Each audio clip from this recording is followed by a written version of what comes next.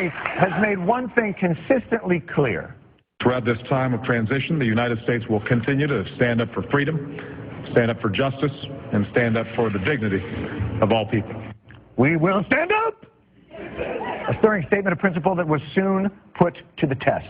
This morning, 6 people were killed as troops, many of them believed to be from Saudi Arabia, stormed a landmark square in Bahrain's capital where anti-government protesters have been camped.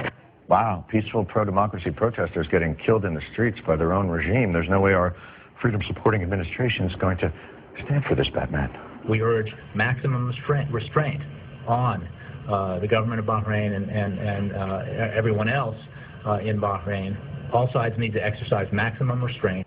Yes, maximum restraint. Both sides need to tone down everything, except obviously the amount of restraint they're using.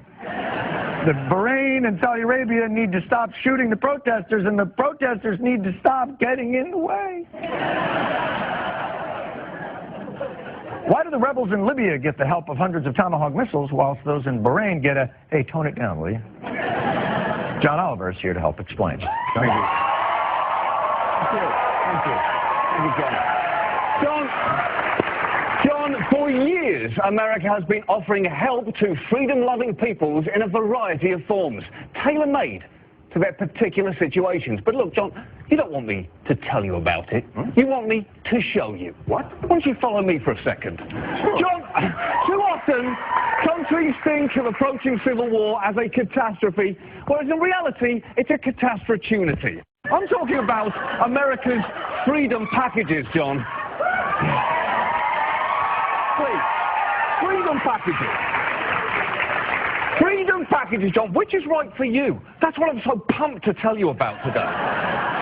John, can any country apply for one of America's freedom packages? Absolutely, John. Let's say you're a country suffering atrocities at the hands of a brutal regime, but your nation is of no strategic importance, and you have little in the way of natural resources, let alone potable water. That sounds like a Sudan. That is such a great example. Here, Sudan. Or you're the Sudan, where religious strife, civil war and famine have killed millions.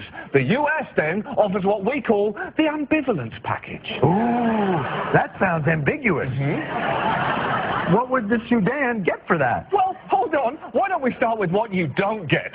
No committed verbal, financial or physical support from the US government, but we will express periodic interest in your plight, and you'll receive limited access to Bono, Sean Penn, Angelina Jolie, George Clooney, and anyone who's ever been in a movie with George Clooney.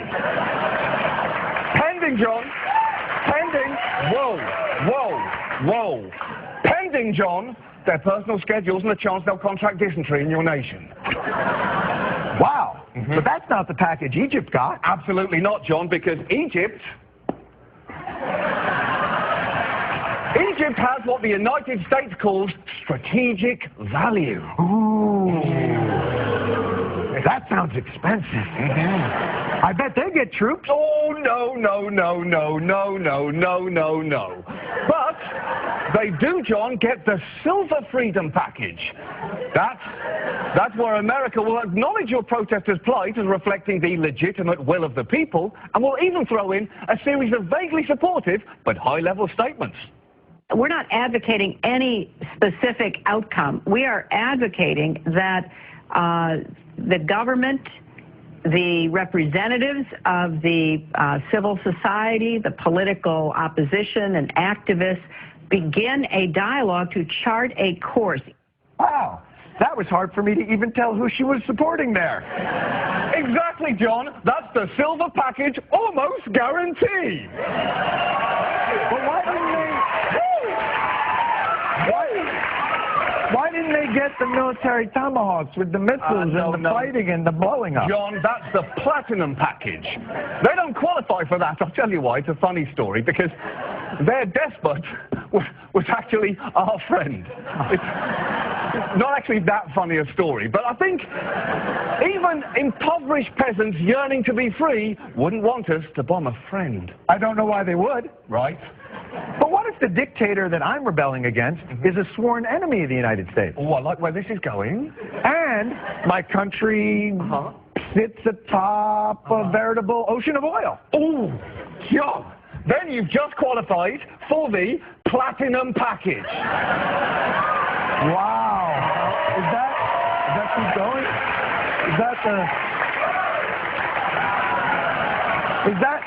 That's nice. Is that the package Iraq took? Yes, the second time.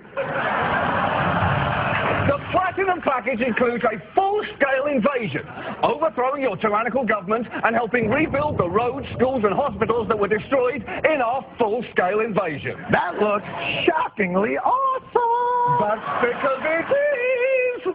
Hey, can Iran's protesters get that?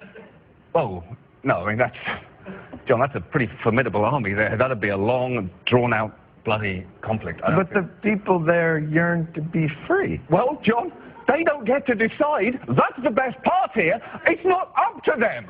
We decide what freedom package you get and when you get it. So, listen to me. Freedom-seeking people of the Middle East, get out there in the streets and put your lives on the line, because America might be right behind you. Freedom actions may cause America to experience unintended consequences, including but not limited to inflammation of local or ethnic tensions, strengthening of one or more of America's traditional enemies, current allies becoming future enemies who one day use American-supplied rocket launchers against us, jobless unmarried 19-year-old men with dynamite underwear may wish to take out frustrations on freedom package suppliers. If you experience an insurrection lasting over 4 months, seek diplomatic attention immediately. Offer not valid in West Bank or Gaza.